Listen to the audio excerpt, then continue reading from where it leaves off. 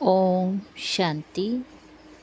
आज 30 सितंबर 2024। बाबा कहे, मीठे बच्चे, अपनी बैटरी चार्ज करने का ख्याल करो। अपना टाइम पर चिंतन में वेस्ट मत करो। अपनी घूंट तो नशा चढ़े। प्रश्न है, ज्ञान 1 सेकंड का होते हुए भी बाप को इतना डिटेल से समझाने व इतना समय देने की आवश्यकता क्यों? उत्तर, क्योंकि ज्ञान देने के बाद बच्चों में सुधार हुआ है या नहीं ये भी बाप देखते हैं और फिर सुधारने के लिए ज्ञान देते ही रहते हैं। सारे बीज और झाड़ का ज्ञान देते हैं, जिस कारण उन्हें ज्ञान सागर कहा जाता है। अगर 1 सेकंड का मंत्र देकर चले जाए तो ज्ञान सागर का टाइटल भी ना मिले। ओम शांति। रूहानी बाप बेट रूहानी बच्चों को समझाते हैं, भक्ति मार्ग में परम पिता परमात्मा शिव को यहाँ ही पूछते हैं। भल बुद्धि में है कि यह होकर गए हैं। जहाँ पर लिंग देखते हैं तो उनकी पूजा करते हैं। ये तो समझते हैं शिव परम धाम में रहने वाला है, होकर गए हैं, इसीलिए उनका यादगार बनाकर पूछते हैं। जिस समय याद किया जाता है तो बुद्धि में ज़रूर आता है कि निराकार है जो परमधाम में रहने वाला है। उनको शिव कहे पूछते हैं। मंदिर में जाकर माथा टेकते हैं, उन पर दूध फल जल आदि चढ़ाते हैं, परंतु वो तो जड़ है, जड़ की भक्ति ही करते हैं। अभी तुम जानते हो वो है चैतन्य, उनका निवास स्थान परम धाम है। वो लोग जब पूजा करते हैं तो बुद्धि में रहता है कि परम धाम निवासी हैं, होकर गए हैं। तब यह चित्र बनाए गए हैं जिसकी पूजा की जाती है। वो चित्र कोई शिव नहीं है, उनकी प्रतिमा है। वैसे ही देवताओं को भी पूजते हैं, जड़ चित्र हैं, चैतन्य नहीं है। परंतु वो चैतन्य जो थे वो कहाँ गए ये नहीं समझते। जरूर पुनर्जन्म ले नीचे आए होंगी। अभी तुम बच्चों को ज्ञान मिल रहा है, समझते हो जो भी पूज्य देवता थे वो पुनर्जन्म लेते आए हैं। आत्मा वही है, आत्मा का नाम नहीं बदलता, बाकी शरीर का नाम बदलता है। वो आत्मा कोई ना कोई शरीर में है, पुनर्जन्म तो लेना ही है। तुम पूजते हो उनको जो पहले पहले शरीर वाले थे। सतयुगी लक्ष्मी नारायण को पूजते हो। इस समय तुम्हारा ख्याल चलता है जो नॉलेज बाप देते हैं। तुम समझते हो जिस चित्र की पूजा करते हैं वो पहले नंबर वाला है। ये लक्ष्मी नारायण चैतन्य थे, यहाँ ही भारत में थे, अभी नहीं है। मनुष्य ये नहीं समझते कि वो पुनर्जन्म लेते लेते भिन्न नाम रूप लेते 84 जन्मों का पाठ बजाते रहते। ये किसके ख्याल में भी नहीं आता। सतयुग में थे तो ज़रूर, परंतु अब नहीं है। ये भी किसी को समझ नहीं आती है।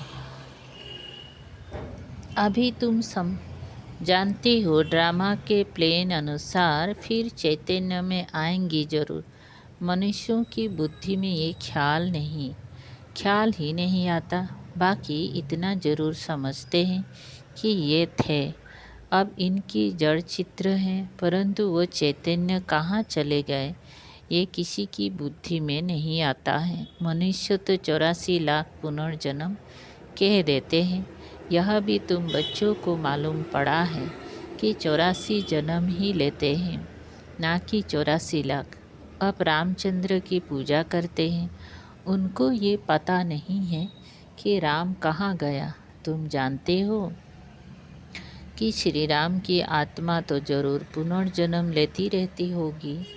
यहाँ इम्तिहान में नापास होती हैं, परंतु कोई ना कोई रूप में होगी तो जरूर ना। यहाँ ही पुरुषार्थ करते रहते हैं, इतना नाम बाला है राम का तो ज़रूर आएंगी। उनको नॉलेज लेनी पड़ेगी। अभी कुछ मालूम नहीं पड़ता है तो उस बात को छोड़ देना पड़ता है। इन बातों में जाने से भी टाइम वेस्ट होता है। इससे तो क्यों ना अपना टाइम सफल करो, अपनी उन्नति के लिए बैटरी चार्ज करे।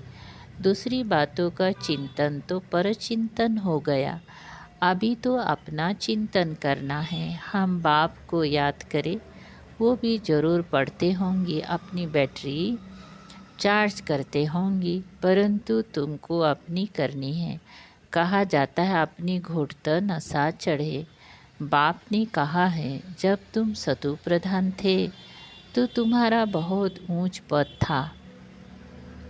अब फिर पुरुषार्थ करो, मुझे याद करो तो विक्रम विनाश हो।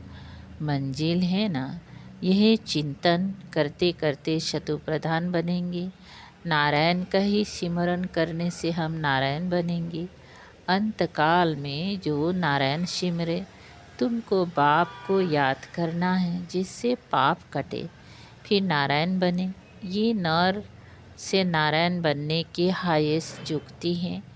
एक नारायण तो नहीं बनेंगे ना, ये तो सारी डिनेस्टी बनती है। बाप हाईएस्ट पुरुषार्थ करेंगे ना, बाप हाईएस्ट पुरुषार्थ कराएंगे। ये है ही राजयोग की नॉलेज। सो भी पूरे विश्व का मालिक बनना है। जितना पुरुषार्थ करेंगे उतना ज़रूर फ़ायदा है। एक तो अपने को आत्मा ज़रूर निश्चय करो। कोई कोई लिखते भी हैं ऐसे हैं, कोई कोई लिखते भी ऐसे हैं, फलानी आत्मा आपको याद करती हैं, आत्मा शरीर के द्वारा लिखती हैं, आत्मा का कनेक्शन है शिव बाबा के साथ, मैं आत्मा फलाने शरीर के नाम रूप वाली हूँ। ये तो ज़रूर बताना पड़े ना, क्योंकि आत्मा के शरीर पर ही भिन्न भिन्न नाम पड़ते हैं। मैं आत्मा आपका बच्चा हूँ, मुझ आत्मा के शरीर का नाम फलाना है। आत्मा का नाम तो कभी बदलता नहीं। मैं आत्मा फलाने शरीर वाली हूँ। शरीर का नाम तो ज़रूर चाहिए, नहीं तो कारोबार चल ना सके। यहाँ बाप कहते हैं मैं भी इस ब्रह्मा के तन में आता हूँ, टेम्पररी। इनकी आत्मा को भी समझाते हैं मैं इस शरीर से तुमको पढ़ाने आया हूँ। यह मेरा शरीर नहीं है, मैंने इनमें प्रवेश किया है, फिर चले जाएंगी अपने धाम। मैं आया ही हूँ तुम बच्चों को यह मंत्र देने। ऐसे नहीं कि मंत्र देकर चला जाता हूँ, नहीं। बच्चों को देखना भी पड़ता है कि कहाँ तक सुधार हुआ है, फिर सुधारने की शिक्षा देते रहते हैं। सेकंड का ज्ञान देकर चले जाए तो फिर ज्ञान का सागर भी ना कहा जाए। कितना समय हुआ है, तुमको समझाते ही रहते हैं। झाड़ की भक्ति मार्ग की सब बातें समझने की डिटेल है, डिटेल में समझाते हैं। होलसेल माना मनमना भाव, परंतु ऐसा कहकर चले तो नहीं जाएंगे। पालना देख रेख भी करनी पड़े। कोई बच्चे बाप को याद करते करते फिर गुम हो जाते हैं। फलानी आत्मा जिसका नाम फलाना था बहुत अच्छा पढ़ता था, स्मृति तो आएंगी ना। पुराने पुराने बच्चे कितने अच्छे थे, उनको माया ने हफ कर लिया। शुरू में कितने आए, फट से आकर बाप की गोद ली, भट्टी बनी। इसमें सबने अपना लक माने भाग्य आजमाया। फिर लक आजमाते आजमाते माया ने एकदम उड़ा दिया, ठहर ना सके। फिर 5000 बरस के बाद भी ऐसे ही होगा। कितनी चले गए, आधा झाड़ तो जरूर गया। भल झाड़ वृद्धि को पाया है, परंतु पुराने चले गए। समझ सकते हैं उनसे कुछ फिर आएंगी, ज़रूर पढ़ेंगे। स्मृति आएगी कि हम बाप से पढ़ते थे और सब अभी तक पढ़ते रहते हैं। हमने हार खा ली, फिर मैदान में आएंगी, बाबा आने देंगी, फिर भी भल आकर पुरुषार्थ करें। कुछ न कुछ अच्छा पद मिल जाएगा। बाप स्मृति दिलाते हैं, मीठे मीठे बच्चे, मामी को याद करो तो पाप कट जाएंगे। अब कैसे याद करते हो? क्या ये समझते हो कि बाबा परमधाम में हैं? नहीं, बाबा तो यहाँ रथ में बैठे हैं। इस रथ का सबको मालूम पड़ता जाता है। ये है भाग्यशाली रथ, इनमें आया हुआ है। भक्ति मार्ग में थे तो उनको परमधाम में याद करते थे, परंतु ये नहीं जानते थे कि याद से क्या होगा। अभी तुम बच्चों को बाप खुद इस रथ में बैठ श्रीमत देते हैं, इसीलिए तुम बच्चे समझते हो बाबा यहाँ इस मृत्यु लोक में पुरुषोत्तम संगम योग पर है न, संगम योग पर है। तुम जानते हो हमको ब्रह्मा को याद नहीं करना है। बाप कहते हैं माम एकम याद करो। मैं इस रथ में रहकर तुमको यह नॉलेज दे रहा हूँ, अपनी भी पहचान देता हूँ। मैं यहाँ हूँ। आगे तो तुम समझते थे परम धाम में रहने वाले होकर गया है, परंतु कब ये पता नहीं था। होकर तो सब गए हैं ना, जिनके भी चित्र है अभी वो कहाँ हैं ये किसी को पता नहीं है। जो जाते हैं वो फिर अपनी समय पर आते हैं, भिन्न भिन्न पाठ बजाते रहते हैं। स्वर्ग में तो कोई जाते नहीं। बाप ने समझाया है स्वर्ग में जाने के लिए तो पुरुषार्थ करना होता है और पुरानी दुनिया का अंत नई दुनिया के आदि चाहिए, जिनको पुरुषोत्तम संगम युग कहा जाता है। ये ज्ञान अभी तुमको है। मनुष्य कुछ नहीं जानते, समझते भी है। शरीर जल जाता है, बाकी आत्मा चली जाती है। अब कलयुग है तो ज़रूर जन्म कलयुग में ही लेंगी। सतयुग में थे तो जन्म भी सतयुग में ही लेते थे। ये भी जानते हो आत्माओं का सारा स्टॉक निराकारी दुनिया में होता है।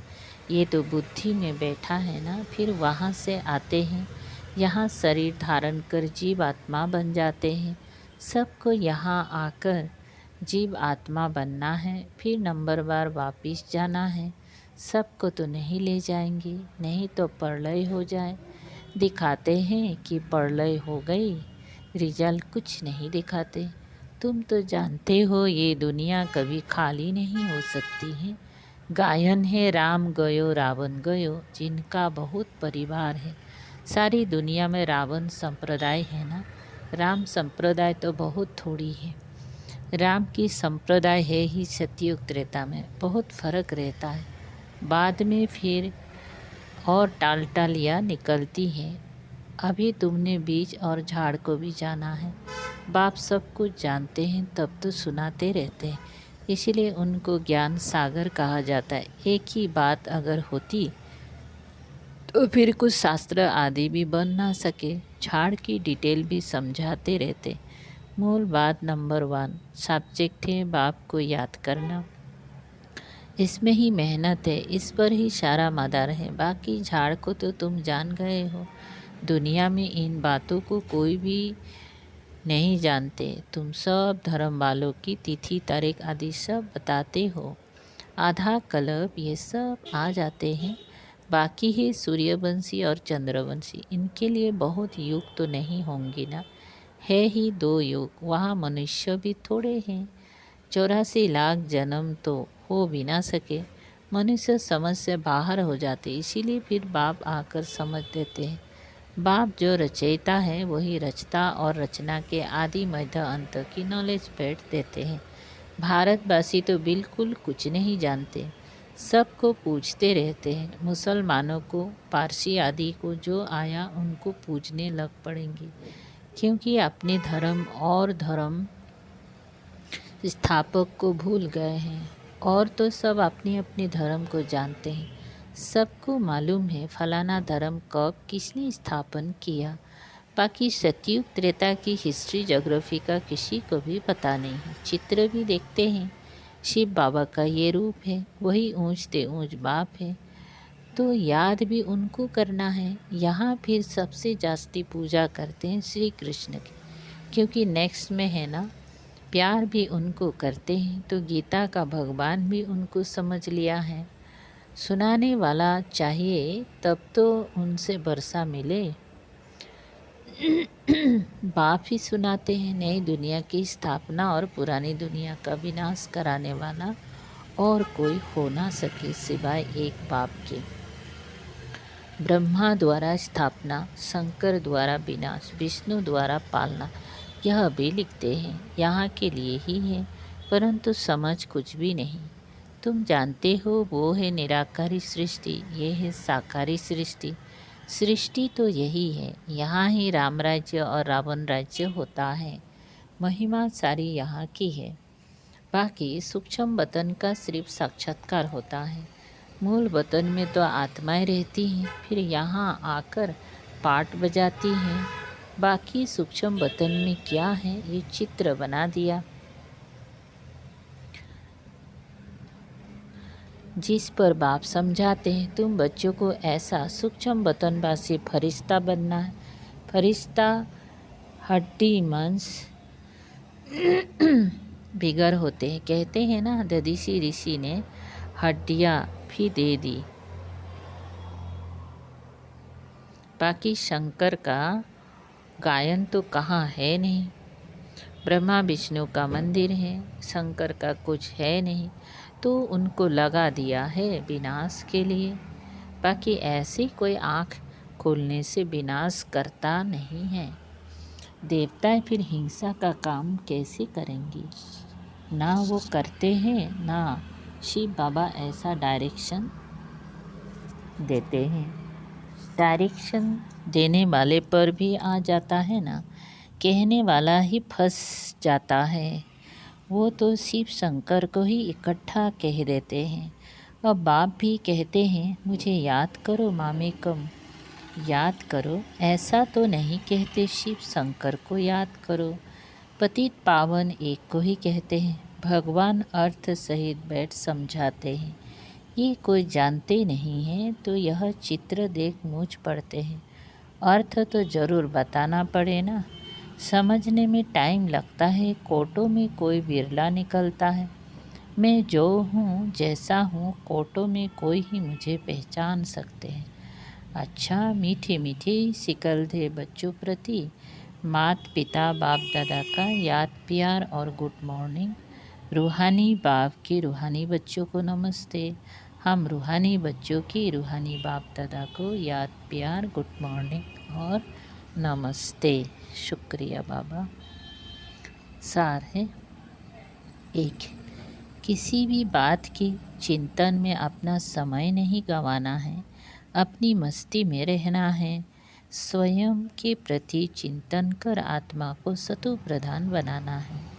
2 नंबर, नर से नारायण बनने के लिए अंत काल में एक बाप की ही याद रहे। इस हाईएस्ट युक्ति को सामने रखते हुए पुरुषार्थ करना है। मैं आत्मा हूँ, इस शरीर को भूल जाना है।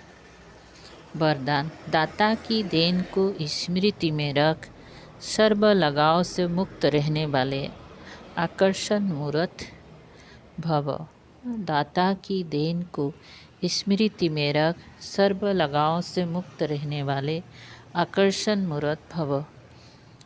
कोई बच्चे कहते हैं कि इनसे मेरा कोई लगाव नहीं है, परंतु इनका ये गुण बहुत अच्छा है या इनमें सेवा की विशेषता बहुत है। लेकिन किसी व्यक्ति व वैभव के तरफ बार बार संकल्प जाना भी आकर्षण है। किसी की भी विशेषता को देखते, गुणों को व सेवा को देखते दाता को नहीं भूलो। ये दाता की देन है। स्मृति लगाव से मुक्त, आकर्षण मुक्त बना देगी, किसी पर भी प्रभावित नहीं होंगे। स्लोगन, ऐसे रूहानी सोशल वर्कर बनो जो भटकती हुई आत्मा को ठिकाना दे दो, भगवान से मिला दो। अच्छा, अव्यक्त इशारे हैं। जैसे गायन है इच्छा मात्रम अविद्या, तो ये फरिश्ता जीवन की विशेषता है। जब ब्राह्मण जीवन फरिश्ता जीवन बन जाती हैं तो कर्मातीत स्थिति को प्राप्त हो जाते हैं।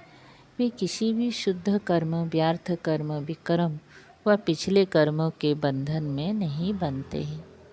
ओम शांति।